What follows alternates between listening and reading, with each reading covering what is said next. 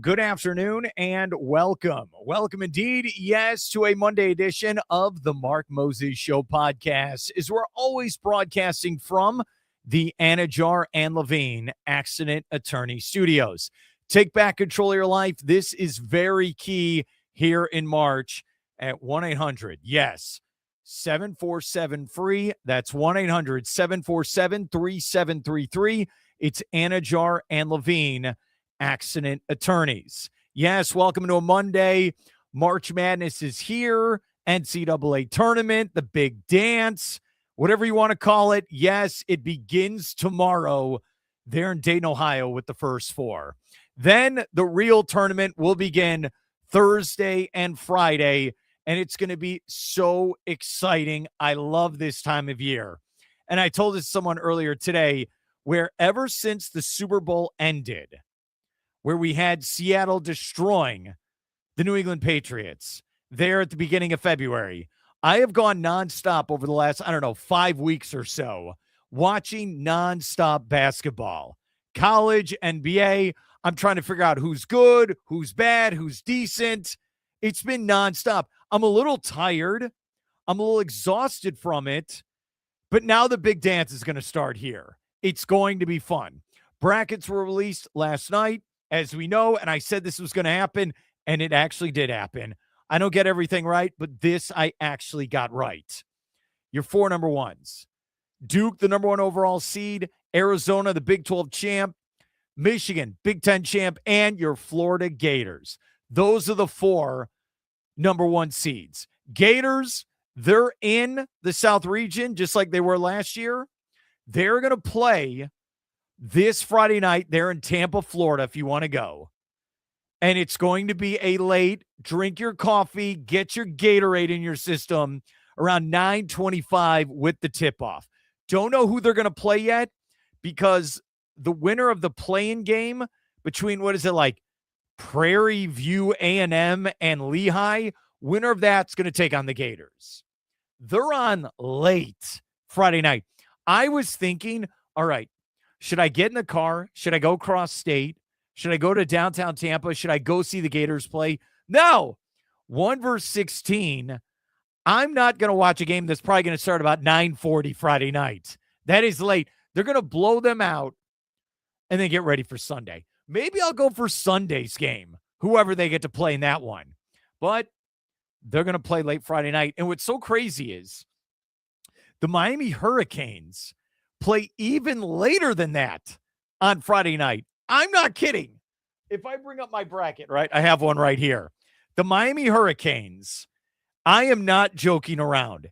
They're going to play, as I'm looking over the bracket right now, 10-10 with the tip-off at night, not in the morning, at night. The Miami Hurricanes, they're on even later than the Florida Gators.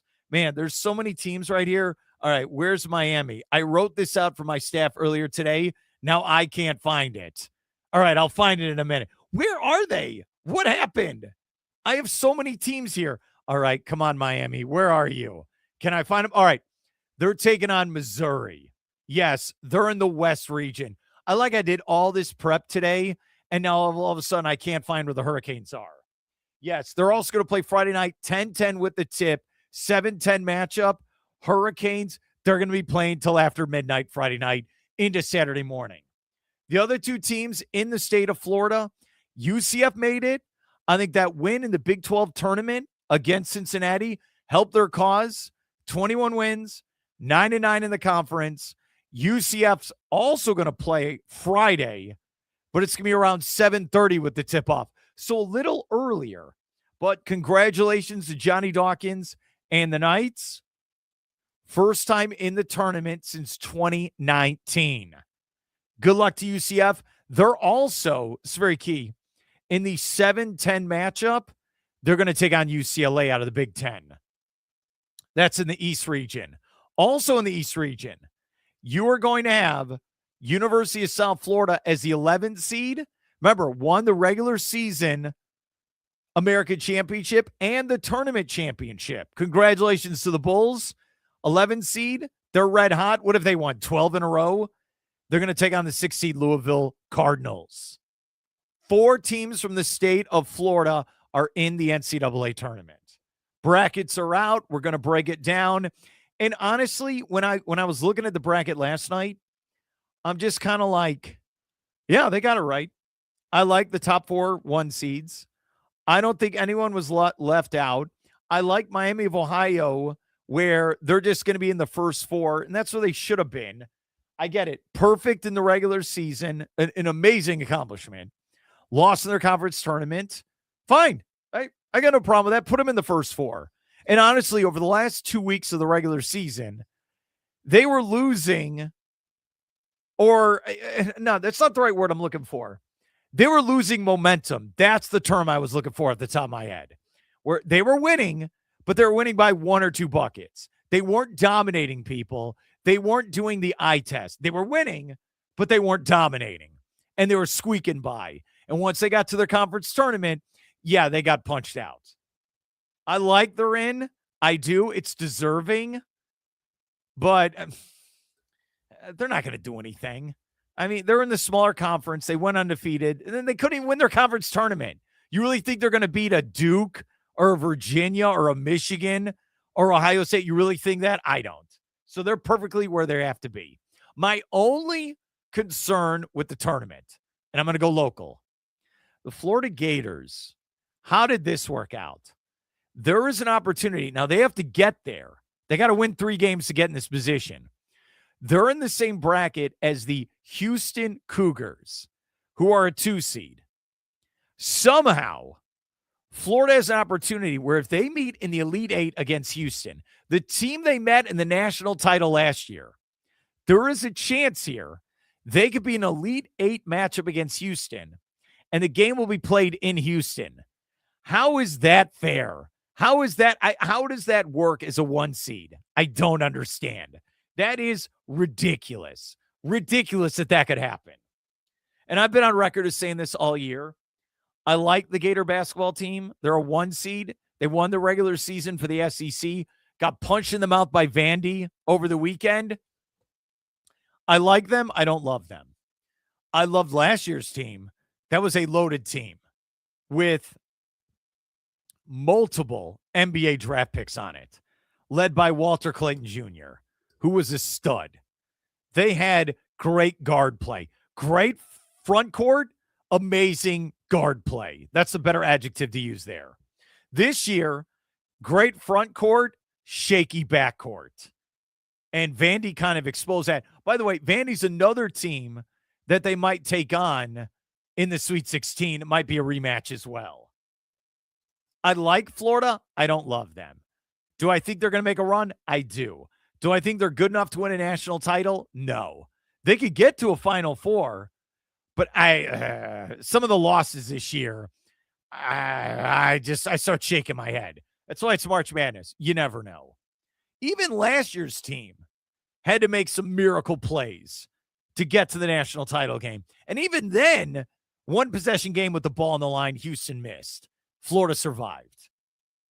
I like them. I don't love them. I'll pick them to win the national title, but this is like the Oscars last night. Who should win and who's going to win? I think Arizona is legit. Duke is legit. Virginia, Michigan. There's all these great teams. Florida's right there. Houston's a great team. We're going to find out. We got the next couple of days. I'm going to have a bunch of people on this show, insiders, coaches. We're going to be breaking it down. It's going to be a good time. So, yeah, here's the bracket. Someone asked me last night, hey, do you still print it out? Yes, I'm a boomer. I am old. I still print out. I still write on pieces of paper. Call me an old fart if you want, but that's what I like doing. So that's the tournament. The other one last night, it was amazing. I thoroughly enjoyed the World Baseball Classic. I loved, what day was it? Saturday night? I forgot what day it is after a while. Venezuela and Japan was electric there in Miami. Big time upset. Venezuela getting the win. That was incredible. And last night, I know there wasn't a lot of runs scored. That was a great baseball game between Team USA and Team Dominican Republic. 2-1 with the final score. Amazing pitching by both teams. And honestly, the only scoring in the game was USA hit 2 solo home runs and the Dominican Republic hit 1 solo home run. That's it. That was the scoring. You saw all that talent, murderer's row of a baseball lineup by Dominican Republic, the DR. And they could not manufacture runs. They could not play small ball. They were coming into that game scoring what was the average, like 10 runs a game. That pitching by the Americans shut them down. They couldn't get anything going. They had multiple chances, couldn't score when it mattered. And I thought Albert Pujols, I still can't believe he's a manager, I thought he made mistakes in that game. They should have been more desperate. They should have been more aggressive. They should have won that game, and USA beat them.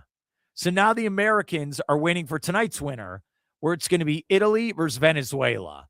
Either way, title game's going to be amazing. And that Paul Skeens guy, I want to give him credit. He was phenomenal. He took on probably the greatest lineup you will have of offensive weapons, and he pretty much shut them down for about 5 innings last night. You talk pound for pound, who is the best pitcher in baseball? It is Paul Skeens from the Pittsburgh Pirates. He is a legit superstar. And we all know he's going to go to the Yankees or Dodgers. Look, just get him out of Pittsburgh. He needs to be in a bigger market in prime time showing his stuff. He was phenomenal last night. He was. And the pitching overall by the Americans, phenomenal. Now, who's going to pitch in the title game? I don't know. Maybe you will. But I'm happy they got there. And those Dominican Republic fans there in Miami, they were ready to party. They were ready to celebrate. They were ready to puff their chests and talk trash to the Americans. And again, shut the door in their face. That was phenomenal. Congratulations to Team USA. And finally, for the open here on a Monday, the Orlando Magic have won 7 games in a row. Ever since I went to that game against Detroit, they've won 7 games in a row. And they went to Miami on Saturday night and shut down the Heat. Now, the Heat made it a game with 2 minutes to go, came all the way back, but the Magic made plays late. Paolo has been fantastic since the All-Star break. He hit 2 big free throws late. Bane was great until he fouled out. Wendell Carter Jr. made plays, and I've said this for weeks now. The key to them, Wendell Carter Jr., Jalen Suggs, and Tristan da Silva. Those guys have stepped up in the starting lineup, helped out Bane and Paulo Banchero, and it looks like we got a basketball team. They look Saturday night like an adult, professional, veteran team that's ready to compete in the Eastern Conference. They're only about 2 or 3 out of the 4th seed, and tonight they're in Atlanta for the Magic City night that kind of got canceled. Atlanta's won 10 in a row. Magic have won 7 in a row. They got a game tonight. It's on Peacock. Then tomorrow night, I'm going to the game at the Kia Center. They're going to have the Oklahoma City Thunder, defending NBA champions, defending MVP and Shai Gilgeous-Alexander. Can't wait. That is going to be fun. It's a good time of year. I know there's no football, but this will do. It'll be awesome. It will. Hey, don't forget, we're broadcasting from the Anidjar and Levine Accident Attorney Studios. If you want to be an advertiser here on my show, the best in the business, hit me with an email on my website at markmoseshow.com. All right, sat down with this fine gentleman this morning. He is Brett Friedlander with Hoops HQ. Let's break down the bracket. Let's do it right now here on the Mark Moses Show. The dance. Yes, here on the Mark Moses Show podcast, as we're always broadcasting from the Anidjar and Levine Accident Attorney Studios. Take back control of your life. Call them today. Yes, it's Anidjar and Levine Accident Attorneys. All right, let's go to North Carolina. Let's talk to this gentleman. Great friend of mine. He does a great job with, yes, hoopshq.com and Straight Up Sports. He is Brett Friedlander. Brett, how you doing today? A little bleary-eyed. It's been a long weekend at the ACC tournament and Selection Sunday. I'm pouring through the brackets and trying to figure out who's going to do what. But, hey, best time of the year, man. All right, let's start with the obvious. Duke is the number one overall seed. They were dominant most of the season, regular season champion, survived Virginia in that title game. You saw it. Do you think Duke right now is the best team in the country? We'll start there. Let's put it this way. I think they're one of the 2 or 3 best teams in the country. Arizona's pretty darn good as well. And yesterday, notwithstanding, so is Michigan. But yeah, I think Duke proved a lot in Charlotte because there were 2 men down. They were playing without point guard Caleb Foster, who is out for the foreseeable future and maybe the rest of the tournament, and big man Patrick Ngangba, who is nursing a foot injury, and he was held out as a precaution. And even with that, they still won the ACC championship and beat a really good Virginia team, a team that is going to be a very hard out in this next tournament. But I think one of the things that happened in that tournament convinces me that they've got what it takes. As long as Ngamba is back, that gives them a deeper inside rotation and kind of improves even more their interior defense. Caden Boozer came into his own. He was forced to play big minutes. He was the backup to Foster. He's now the point guard. He's the twin brother and the shorter brother of Cameron Boozer. And he had a great tournament. He had a really rocky start against Florida State. I think that maybe the change in role kind of got to him a little bit, but he battled back. He scored career high 16 points in each of the last 2 games against Clemson and Virginia. And in Virginia, he kept Duke in the game in the first half. He had 14 of those 16 points before halftime. And so I think that his development, the fact that he could handle the pressure in a close, meaningful game, he played 40 minutes against Virginia. That says to me that they won't miss Caleb Foster as much as we first thought. And I think that if he continues to play at this level, Duke should be in Indy and has a great shot at winning the thing. I've told you this off air, NBA draft. I know this guy from Arkansas is going to get all the love now. It's the number 1 pick. Yep. If the team I grew up rooting for, the Bulls, get in the lottery, I don't care if you get the 3rd pick overall, get Boozer. You had the dad when you had Derrick Rose. You made the Eastern Conference Finals. I want Boozer at 3. Do you like Boozer as a draft prospect? I absolutely do. He's, the comparison obviously is with Cooper Flagg because he's a Duke guy. He's a generational player, and he's clearly one of the best players in the country. But they are 2 absolutely different kind of players. Cooper Flagg is a sleek athlete who just makes everything look easy. Cameron Boozer is a horse. He's built like a tank. He's just got grit. He's a very physical player. And the thing about him that I was so impressed with on Saturday in the Virginia game is that he did not shoot well. They defended him incredibly well, and he really had a tough time of it. But he didn't just kind of sulk. He just kept on plugging at it, and he made winning plays at the end. He got fouled twice down the stretch, made the clinching free throws, and the smarts that he has kind of showed up on a play where he got blocked at the rim, got the rebound. Now, this is in the last minute of the game. Duke is up by 2. He goes to the rim, gets blocked. He comes down with the rebound. Instead of going back up and getting blocked again, he passes the ball back out. Now you don't have to, the shot clock is off. Now you don't have to shoot again. And Isaiah Evans got fouled and he made 2 free throws. But yes, I think that he's the real deal. Totally different player. But I think that he will definitely fit with whichever NBA team he is with. Yeah, that's great. I like that. Yeah, thumbs up. Okay, I need that. I need that on the Bulls. I do. Yes. The ACC got 8. I believe the Big 10, Big 12, I think they all got 8. And then the SEC got 10. Are you okay with the ACC getting 8 right now, or do you feel like there should have been more? No, I think that they got what they deserved. I'm a little kind of surprised that NC State ended up in the first 4 in Dayton. That's the only surprise. But you know what? They got in, and they didn't play well down the stretch. So you know what? You get what you deserve. Yeah. As for the other 2 bubble teams, the ACC, Virginia Tech and Cal, hey, they had a chance in Charlotte, the ACC tournament, to win a game that might have gotten them into the tournament, but they didn't. So that's on them. As for the SEC, they've got a great propaganda machine, and that's paying off for them, the Greg Sankey effect. But listen, I'm okay with it because 16 loss Auburn didn't get in, and 15 loss Oklahoma didn't get in. So I'm okay. It's good. And listen, the bubble this year was the most defined bubble I can remember. There is no team that you look at in the first few that didn't get in the bracket that you say, what a travesty. It's an outrage. They didn't get in. And there's none, because I think that the 68 teams were pretty well defined by the last week of the season.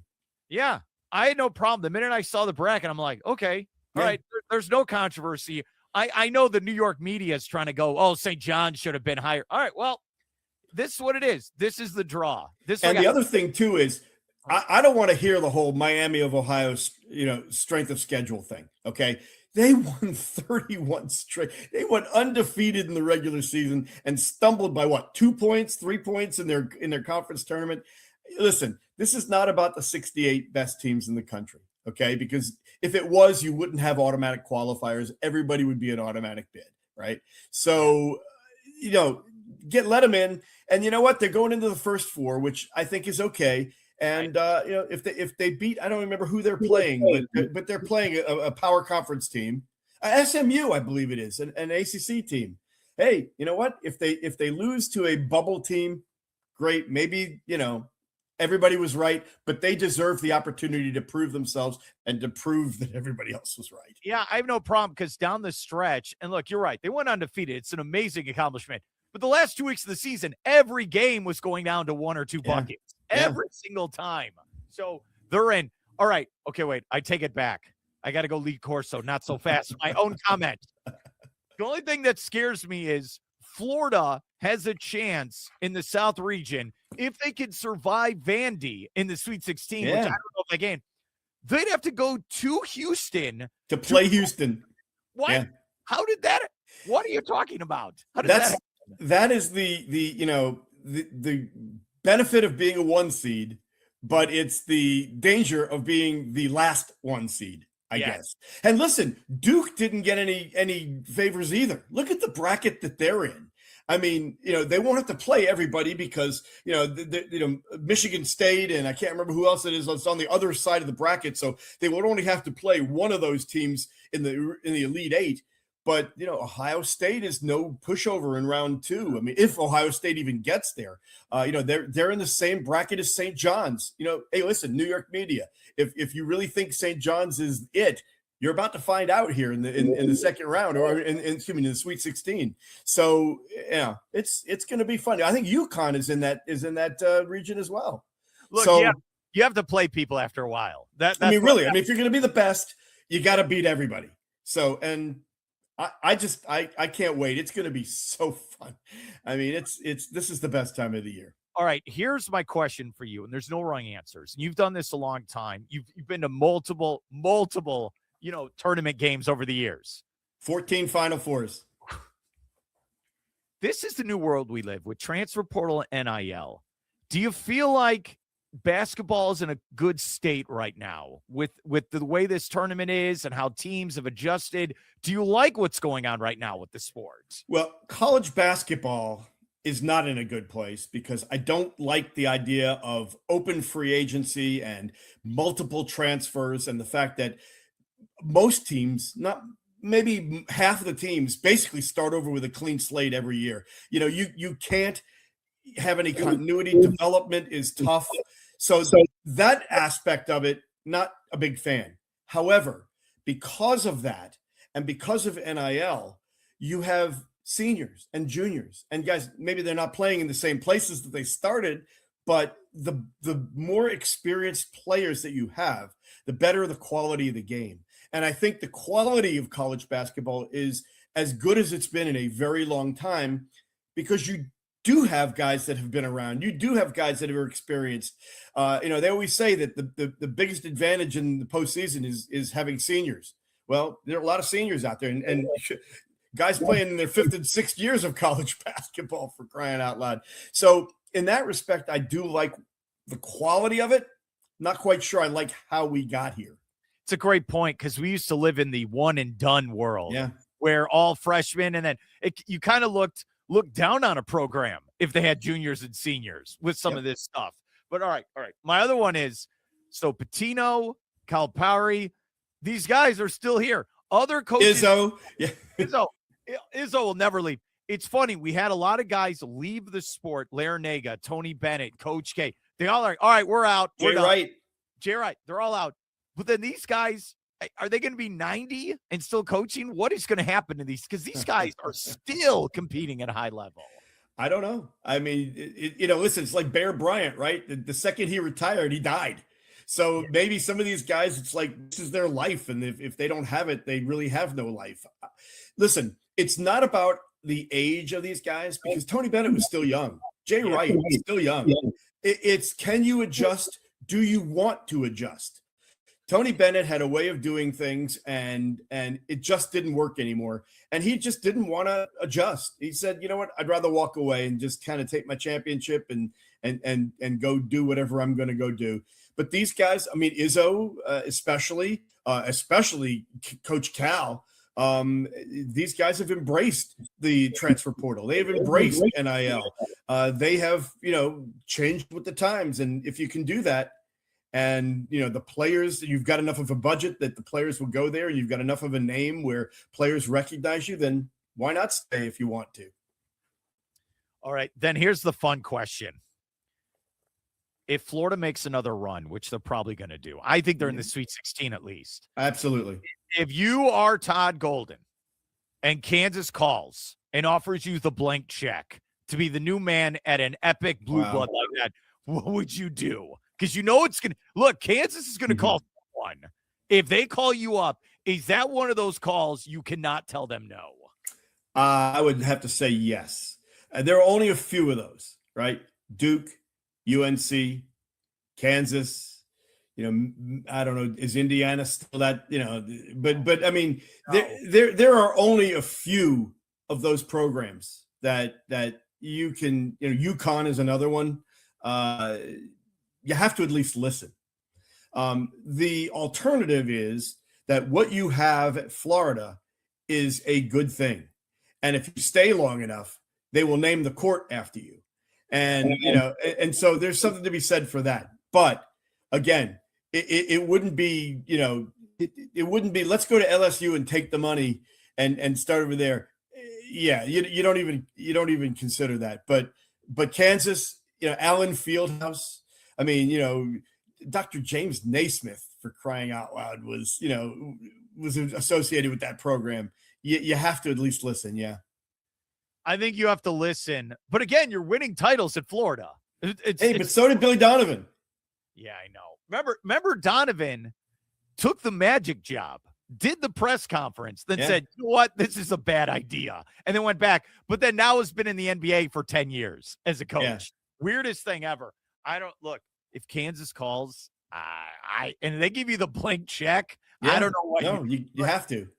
In hindsight, and we could debate this, I would have taken the Lakers job if I was Hurley. I know he's at UConn. He's won multiple national titles. But you know what, though? Coach K had a chance to do that, too. And he stayed. And he won a couple more championships. And again, court's named after him. So, I mean, if you're Dan Hurley, how much money do you need? And the other thing, too, is, are you a West Coast guy? Are you an LA guy? Or are you a Stores, Connecticut kind of guy? And, does your family want to live out there in La La Land? Or are they happy with her? There are a lot of factors that, and when you're in a position where you don't have to worry about your job security, you think of other things. I've never been in that situation, so I wouldn't know, but there's still time for you. Okay, Brett Friedlander. My thing is, I think the red flag, and I can't believe I'm going to say this, I think LeBron James was the red flag where, you got to draft my son. And but if I'm young and you give me Luka Doncic in his prime and I could build a team and I'm the new Pat Riley and the Lakers, the Lake Show, I don't know if I could turn that down. But you bring up a really good point, though, because if he goes to any NBA team, particularly one like the Lakers, number one, the players are making more than he is. and they've got a lot more sway than he does. And it's the old, I'm going to be here longer than you are situation. Whereas at UConn, he has that finger on that program, and he pulls all the strings, and he has the final say on everything. So control is another thing. Who is your Final Four? What do you like? Have you even done it yet? I know you probably haven't. I haven't actually, but I do think Duke and Arizona are teams that I would be shocked if they're not there. Just like last year, I was the first round in Raleigh, North Carolina. I saw Florida and I saw Duke on the same court, and you just knew that they were going to be there. I think Duke and Arizona are, barring any kind of injuries, because if you look at the bracket, a lot of who advances and who doesn't will depend on injuries. I mean, because there are some serious ones. Michigan in particular. I think Michigan and Florida are the two teams that have the most chance of getting knocked off. I think that Houston is going to be in the Final Four. Playing in Houston, the fact that they play such great defense, and they've got some freshmen who can actually put the ball in the basket this year, which differentiates them from previous Houston teams.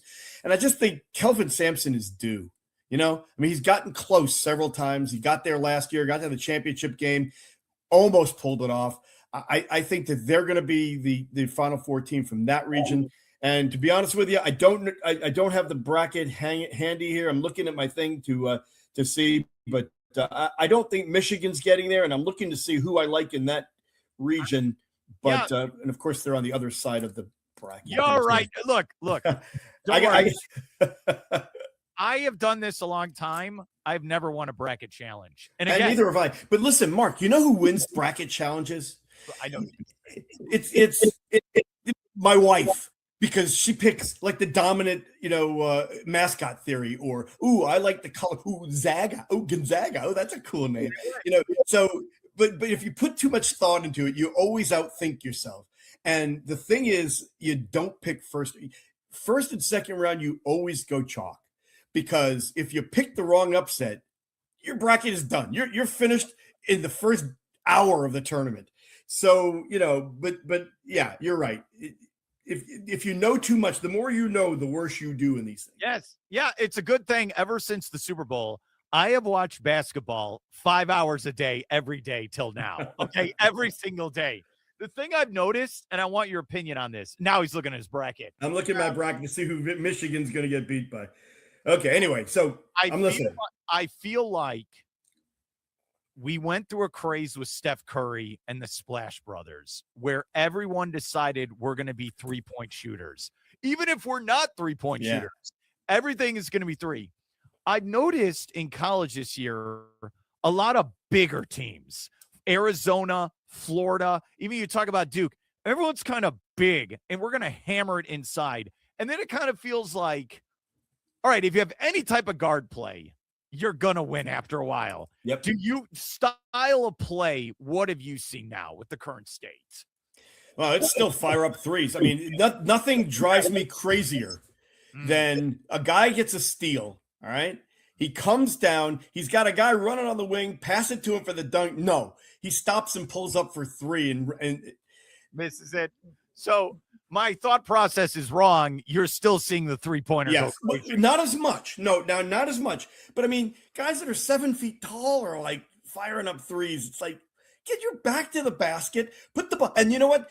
Cam and Boozer is is a throwback, because he's a guy. Yeah, he can make threes, but he'll get down on the low block. They'll clear out for him, and he'll back his guy in there and get to the line But there are a few of those out there, but it's still fire up threes. And by the way, I just looked at the bracket.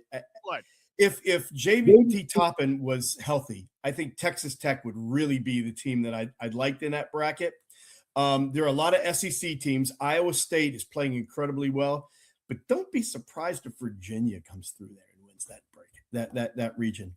They are really, really good. When they shoot well, they are tough to beat, because you want to talk about a team that is inside, plays an old school kind of more post-oriented kind of game. Well, that's Virginia.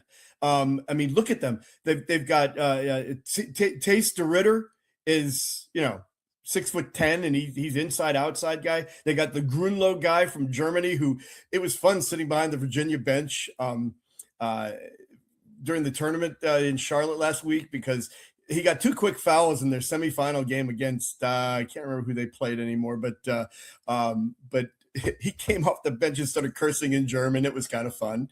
And then, of course, there's the shot blocking monster, who I'm not even going to try to pronounce his name.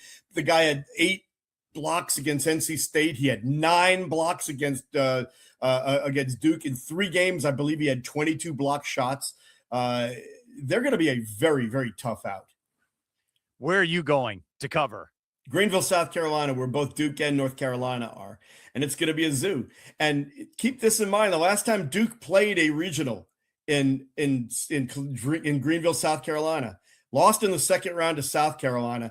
North Carolina was also there. I think they went on and won the championship. It was 2017. So we'll see. It's going to be interesting, because I think UNC's got a chance to get beat by Virginia Commonwealth in that first game. But yeah, it'll be wild. You live in what they call the Triangle, I believe. Raleigh, Durham, Chapel Hill, yeah. So when this time of year happens and the tournament games are on, does everything just shut down? Like everyone's going to get. That's what I imagine. Yes, and at school, there are a lot of teachers who will say, "Forget class." They'll bring in the TV from the AV room and show the game. So yeah, I have a bunch of buddies who went to VCU, and they're taking on the Tar Heels. I go, look, campus is getting shut down, because if you have a chance to upset North Carolina, and they could because even with Caleb Wilson, and he's out for the season, but even with him, they would have had a shot, because UNC is only going to advance as far into the tournament as their guards will take them, and their guards have been incredibly inconsistent. Even Seth Trimble has just been up and down. You get Luka Bogovic against Clemson during the regular season, makes 7 3-pointers, they win.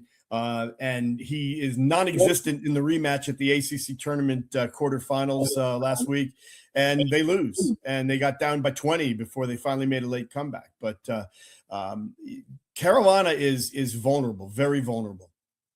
Hey, Duke almost lost to Florida State of all teams. But wait a minute. First of all, that was the first game that they played without 2 starters, okay? And Caden Boozer was like a deer in headlights. He was a different player after that.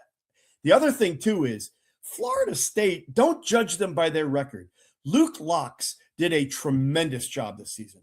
And I think one of the best coaching jobs in the ACC, because they were 0-5 in the ACC. They got beat by 30 points against NC State. And that night, Locks and his staff, instead of going home and saying, this is not the right combination, let's kind of figure out what we're going to do differently next year, they stayed in the office till 4 a.m.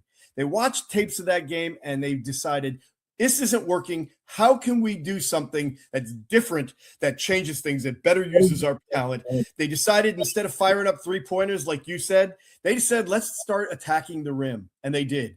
Defensively, we're too passive. They started picking up full court and just kind of speeding up the tempo of the game. They won 10 out of their last 12 regular season ACC games after going 0-5 to start.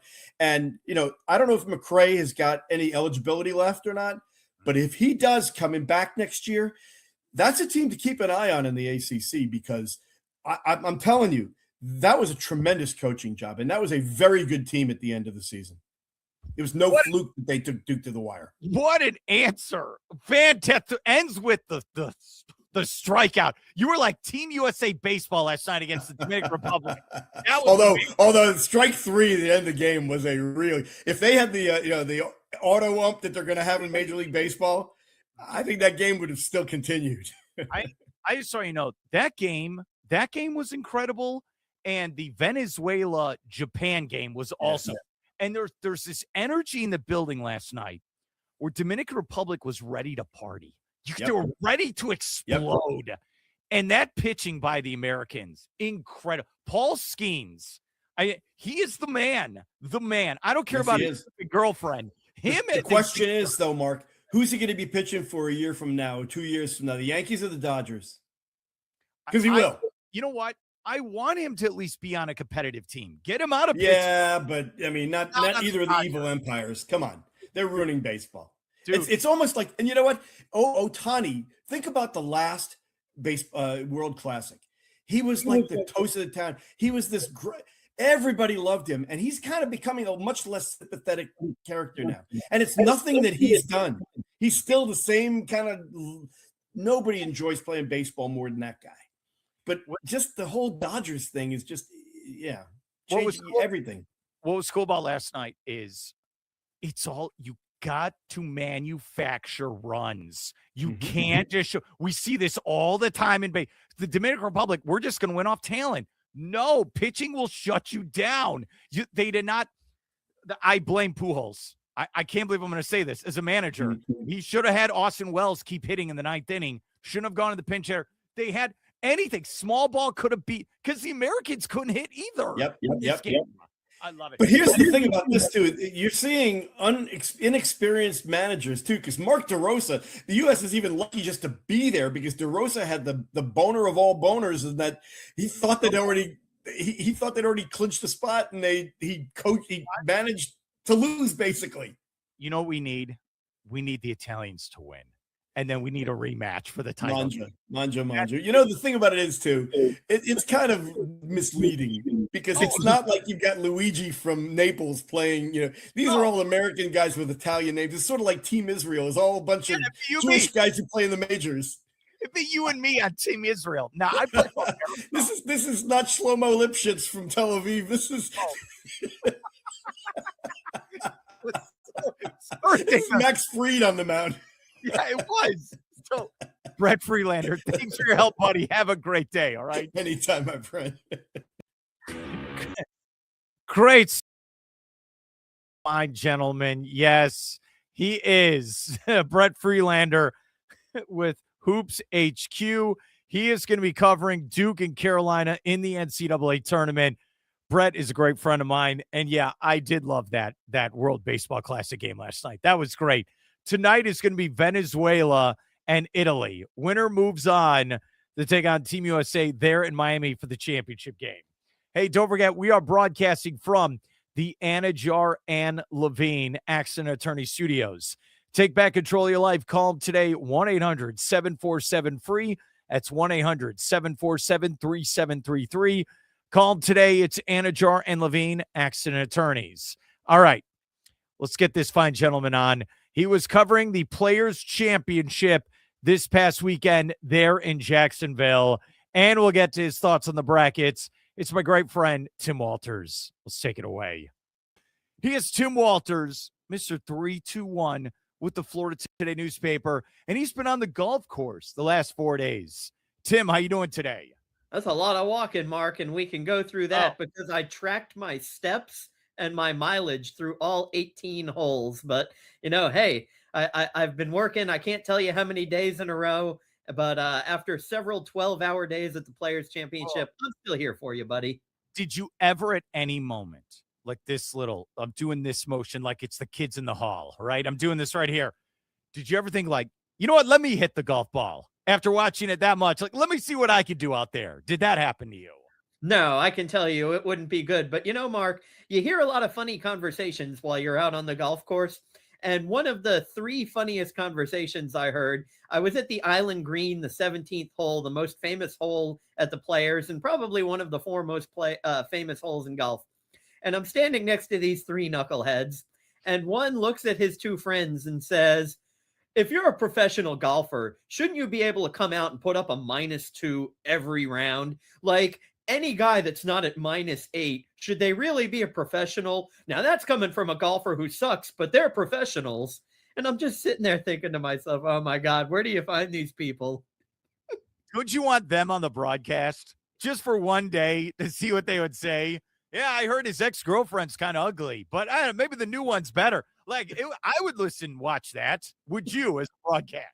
Yeah, just sounds of the crowd. So there was another one where I was walking between holes 5 and 6, and I was behind this group of probably 4 or 5 guys who looked like they were maybe 20, 21-ish, probably college guys.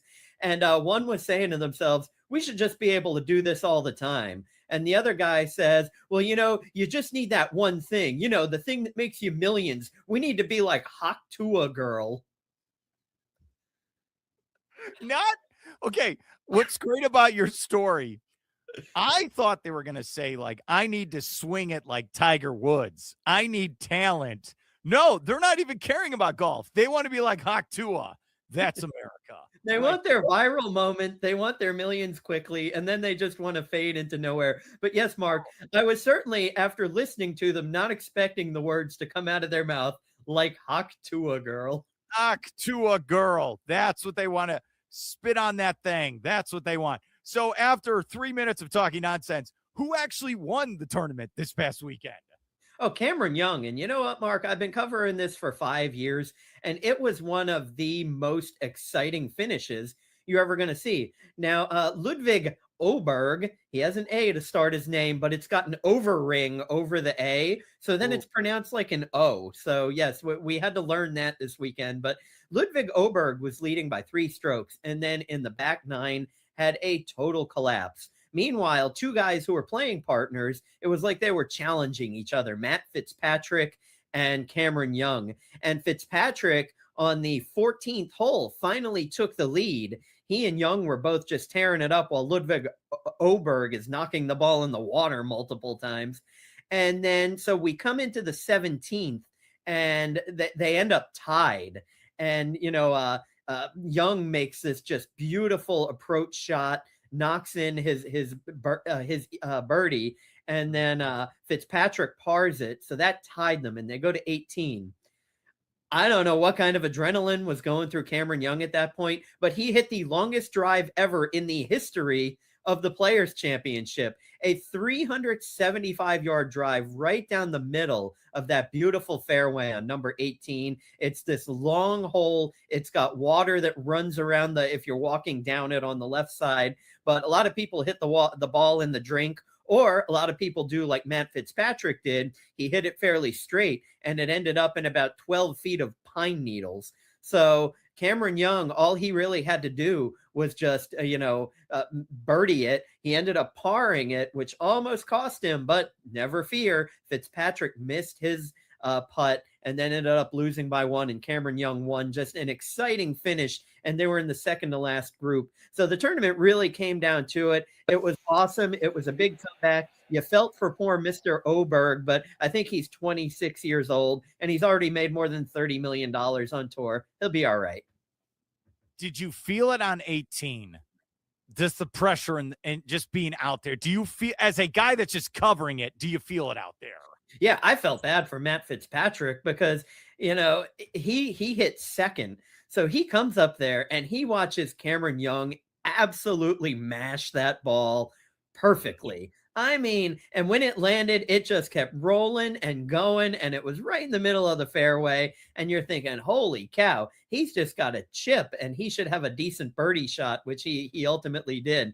Meanwhile, poor Matt, he's out there in the pine needles. He actually hit a really nice shot, and he had what would have been a pretty long shot for birdie, which he missed. And so he ended up parring while Young birdied it out. But yeah, I couldn't imagine you're standing there, you're getting ready to tee off, and you watch your opponent who you're tied with hit the best shot of the weekend and the best drive maybe ever on that course. You got to be thinking, oh man. But you know what? The winner got $5 million. I can't recall exactly what second place got. It was like $3 or $4 million. They'll be all right. What did the reporter get from the Florida Today and Jacksonville Times newspaper? What does he get exactly? A horrible drive home through a downpouring rain where I thought I was going to die roundabout St. Augustine at 9:00 last night. That's what I got. Yay. Awesome. Yeah. Check out the Florida Today newspaper and search for Tim Walters for his coverage. Was there someone super famous you saw? You're like, I can't believe this guy's here. And don't say Hawk Tua. Who's your answer exactly? Who do you got? Well, I mean, Trevor Lawrence was following around one of the golfers that was also a Clemson alum. So he was out there for a little bit, Go ahead. Oh, no, I was saying that's awesome. Anyone else? Yeah, no, we didn't, we don't get to see the celebrities. We're walking around the golf course and following golfers. The funny thing was, Mark, is there are a lot of guys who were in the leaderboard. Some of the big names were out of it almost immediately. So Rory didn't do too well. Scotty Scheffler had a good fourth day, but he didn't do too well. So a lot of the names weren't in the leaderboard. So it's like we're out there each day when there's guys up in the leaderboard and you're writing stories like, who is Austin Smotherman? Who is gosh, I'm trying to think of some of the Jacob Bridgman, which was the friend of Trevor Lawrence. Who is Matt Fitzpatrick? And you know what, Mark? One story that I can't believe you could say it went viral. It got 10,000 page views, and it was just who is Sudarshan Yelamaraju? I want you to think about that. We must have tapped into the continent of India, because I couldn't believe that story did so well. But you're just writing about all of these guys who are up near the top. And it's like, Cameron Young, he was always just kind of middle of the pack, and he was just steady. And that's all he needed. Like my three knuckleheads were saying earlier, he was what, -4 each day, maybe, -5. And he finished, I believe it was at 14 under. So, just staying consistent, staying steady, and not making mistakes. That's really what got him there. But one of the coolest things I did, Mark, I wanted to see, it's such a big golf course and it's beautiful. So I said, you know what? The weather here is gorgeous. It's a lot more temperate and less humid than it is here in Brevard when you're in Northeast Florida. I decided to go for a walk. I was wearing my old Garmin GPS watch. And so I walked from tee box to tee box on every hole, from 1 to 2, 2 to 3, and recorded my findings of steps and mileage, or percent of a mileage for each hole. And when it was all said and done, I didn't know what to expect, but it was over 13,000 steps to walk 18 holes of golf. And it was just shy of 6 miles. So if you're wondering, those golfers are out there walking it. Their caddies are doing that with 30 pounds plus of equipment on their shoulders. That's a lot to do in one day. And they've got to do it 4 days in a row if they make the cut after Friday. What about the name you texted me, Maverick McNeely? Who is this guy? I can't compete with this name. When I go out for St. Patrick's Day tomorrow, my name will be Maverick McNeely. That's what I'm going with. Who is this? Well, first of all, Maverick is a great first name because he literally has a pilot's license and flies himself places. He owns his own jet. That's not from golf earnings, Mark. His dad sold a tech company in 2010 to Oracle for $8 billion. So this is a kid whose dad is rather wealthy. He's become a pretty good golfer, flies himself around. Life's got to be pretty good for Maverick McNeely. Was he? I have the question. Were you named after Tom Cruise's character in Top Gun? It has to be. Come on. Even though that's his code name, it's not his real name. But are you named after Maverick? I need to know this. Come on. I guess his caddy, maybe his name is Goose. I don't know. You couldn't help yourself. You couldn't do it. Right. Or pair him with Retief Goosen. Look, this is why this is the best damn show in America, right here for this content. We're here with Tim Walters, Florida Today. All right. I know you haven't looked at the bracket yet. I know you haven't. I have one question for you. Why are the Florida Gators playing at 9:25 Friday night in Tampa, Florida? Don't you know we go to bed early in this state? We have a bunch of retirees. Why? I get it's 1 through 16. Why are they playing that late at night? I need to know. Because the schedule was sitting there laughing at Floridians. They know what they're doing. No, they obviously want to keep interest in the tournament, and that's a premium game. I do have Florida making it into the Final Four. Just not sure if they're going to repeat this year, Mark. It's going to be tough because they're probably going to run into Duke, which I think probably is the best team in the country. But, Mark, I don't know if you saw this game the other night. It was the Big 12 championship, I believe, but it was Arizona and Iowa State. And that was one of the best college basketball finishes I've seen in a long time. Iowa State, they're trying to trap them, and they come down, and this guy just does this turnaround three that finds nothing but net, swish, to tie the game. And then Arizona charges down with just a few seconds left, and this guy makes this impossible turnaround jumper that just splashes through as time runs out, and Arizona beats Iowa State. I think that you're going to see Arizona come out of their region, and I think the number 2 Iowa State is going to come out of their region. I want to see a rematch of that game because that was so awesome. Yeah, Iowa State is in the Midwest region. So, yeah, they're not in the Arizona's in the West. That could happen. All right. I like the Gators, but there's a possibility. I don't know if you know this. In the regional final, it's in Houston, and you could take on Houston in a rematch. How did Houston get a home game to get their revenge against Florida? How did that work out? I don't understand. Again, the scheduler must be from Texas because he's just sitting here laughing at us the whole time. But I think that Florida will, I know they fell flat against Vandy the other day. They really looked bad. But hey, how many games, 13, 14 games in a row, they had looked ridiculously good. Everybody's going to have that kind of one letdown. For them, it's a good thing it happened where it did. You don't win the SEC tournament, but now you've kind of gotten that out of the way, and you just need to get back to what got you there. And that's good fundamentals, shooting, and just being better than the other team. No, but here's the thing also. They could take on Vandy again in the Sweet 16. And I think they'll probably beat Vandy by 15 this time. I mean, that was Vandy played its game of the century. And again, every now and again, when you're a team who's pretty good and then you play a game like that, it's real hard to repeat that success. So if those two run into each other, I'm definitely taking Florida there. All right. Are you going to do some type of like metal madness? You've done this in years past. I'm putting you on the spot here. You've done like best Metallica song. You've done a lot. Can we do like the generic best TV moms ever? Can we do that? Like Mrs. Brady's a 1 seed. What do you got up your sleeves for us, buddy? I need to know. Sadly, Mark, this year I'm probably going to have to do a hard pass. Just too much going on lately. If you want me to help collaborate with you on best TV moms, I'd be happy to. But yeah, I think that would be a fun one. But again, I'd need time and effort to research it. Where would Mrs. Roper be on the list? She's not a mom to anyone. She's Mrs. Roper on 2 different shows, Facts of Life and, oh God, I can't. Oh no, I can't think. What you talking about, Willis? What's it called? Oh no, you know what I'm talking about. I do, and I can't think of a good time. No, not Good Times. Oh boy, no, I can't believe I can't do this. It's not Silver Spoons. It's okay. What you talking about? I have to actually. Yeah, with Gary Coleman. I just can't think of the name of the show. Different Strokes. I'm at Miss Garrett. She'll be a wild card in my best moms, even though she's not technically a mom on any show. All right, I'm going to work on this. This is great basketball insight, by the way. All right. We've got to have Kitty from that 70s show. One of the best, most uncomfortable laughs. Yeah. Is Mrs. Brady, is she a 1 seed then?